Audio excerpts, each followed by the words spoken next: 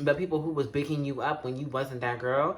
Now, when you are that girl, they just, oh, you know that's a boy, right? Can you hold my hands and be my guide? Clouds filled with stars cover your skies, and I hope it rains. You're the perfect. So this video is going to be a little bit different because this is going to be a video about the things that I wish I knew before I transitioned.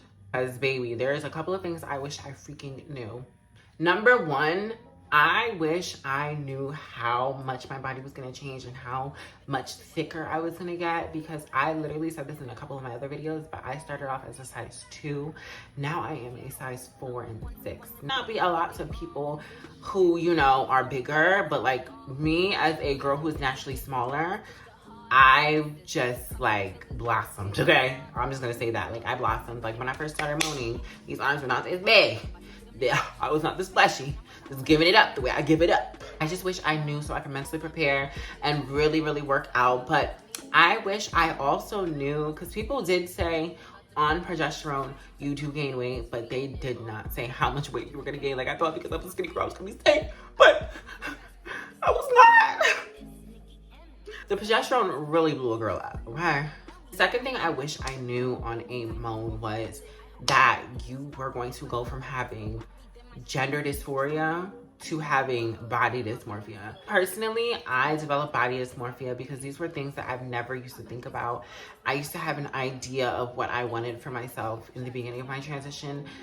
That idea has changed because I used to want to be like, you know, just a smaller girl. I didn't really want a lot of titties.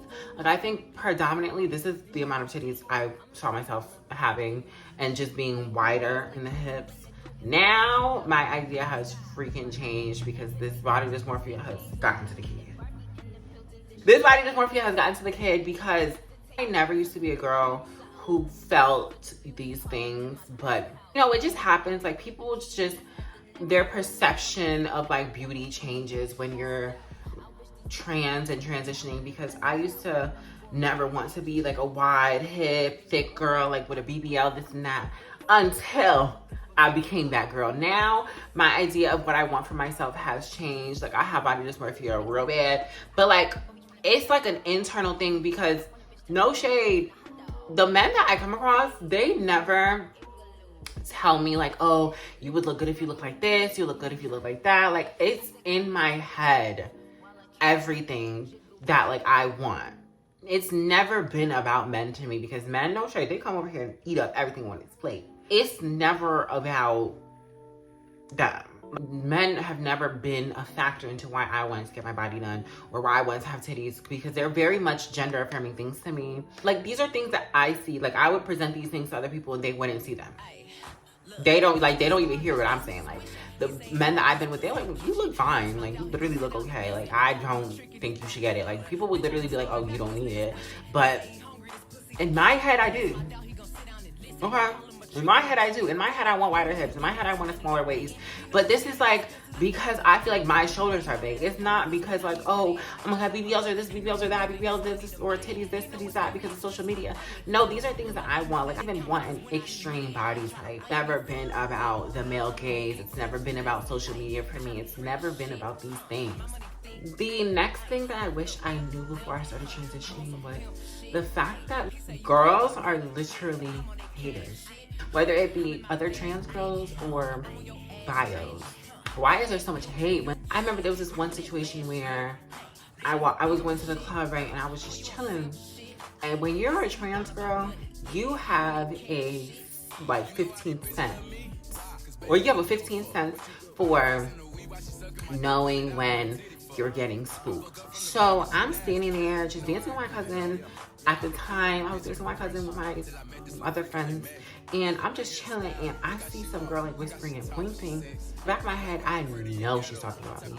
So I'm like, every time I looked over, they're looking at me. She's talking to 2 guys and they're looking at me. They're like shook. They're like just looking at me. And I'm just like, I'm so like over the clocking and the shock value of it. It's like, what do y'all think is going on? Like, we all grew up in the same town. Like, I know y'all. Like, y'all know me. Like, why is it such a shock when you figure out that, oh, that gets such a kick out of spooking you. And it's just like, y'all do realize that girls get killed for this, right? I do realize that girls get killed for no reason, and you're just like perpetuating this idea that that's that's imagine like please chill. It's never that serious. Just chill. Like you act like us, we can't come out and just dance, like vibe. Like we're people too. Like I never realized how much of a hater these girls are. Talk about these trans girls who be haters. Whether it be online or in person, these trans girls want to be in competition for who passes the most, who has who's realer, who has a nicer body, who has nicer surge, who's this and that. Like girls are going out of their way to get pumped in basements. Girls are getting pumped in hotels. Girls are going to pumping parties and risking their lives to have these bodies, to do this, to look like that. They're spending so much money on surgeries that a lot of them don't need. There's just this perception of what a trans girl is supposed to look like. And when you don't fit that, girls feel like it's okay to judge you. Girls feel like it's okay to do this. Like there's so much hate. Like there are so many trans girls who would be friends if there wasn't this competitive mindset that a lot of us have. No shade. I'm not saying I don't have it, but I don't have it to the same capacity that these other girls have. A lot of times when I see these girls, I'm like, oh my God, I feel like for my friends, I genuinely love seeing them happy. I genuinely love seeing them fulfill small goals. Like when they go for certain consultations, when they go for certain name changes, when they go and they are like, whatever, I love them and I applaud them. Sometimes my ID says F, my name on my ID is the name that I chose. And it'll be like, okay, like everybody has their own journey. Everybody has their own battle. Everybody has their own struggles. And you're gonna feel like you're better than me for having certain things done before me. No shade. How many places are you going where they're asking you for ID? No shade, I was popping up to the clubs and I don't even have none of my stuff changed and I was showing them my ID and I was still cutting the lines, still doing this, still doing that. Like, babes, they don't even check my shit. Like, I was pumping with no body and no titties. This is it. This is all I had to work with. This little bit of titty and this mug. And I was pumping. No shade, no shade. There is such a competition between the surge girls versus the natural girls because I feel like there is an unspoken thing where people know, or people should know, I wish a lot more people knew, that once you get your body done, you can't talk about girls who don't have their body done. Like, shut up. Shut up. You sound dumb. You went and bought, no shade, you went and bought, because I'm not talking like, I'm not about to go do it. Like, I'm not judging no girl who gets their body done because I'm about to go do it to myself. But you went and got your body done and you think you could talk about a girl who doesn't have their body done? You went and paid for what a lot of these girls have naturally. Like, babes, you don't even look like that. And you think you could talk about people who don't have what you have? A lot of people don't even want what you have. Like, a lot of people think what you have is too much. A lot of people think what you have is OD. Like, babes, let's chill, let's relax, okay? Okay. I'm going to be making another video speaking about this more strongly, but working with straight people, I see why a lot of the girls do what they do to get by. Because working in these straight spaces, nah.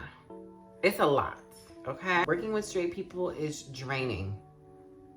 It's draining. It almost feels like sometimes when you get to a certain point in your transition, that like people will be like, oh my God, good job, good work. Sometimes when they see you've made certain strides in your transition, they go out of their way to clock you, spook you, or even to like discredit certain things that you've done in your transition just because sometimes you may look better than them, or sometimes you come from a place where like you've done like a whole 180. Like it feels like sometimes the people who was bigging you up when you wasn't that girl, now when you are that girl, they just, oh, you know that's a boy, right?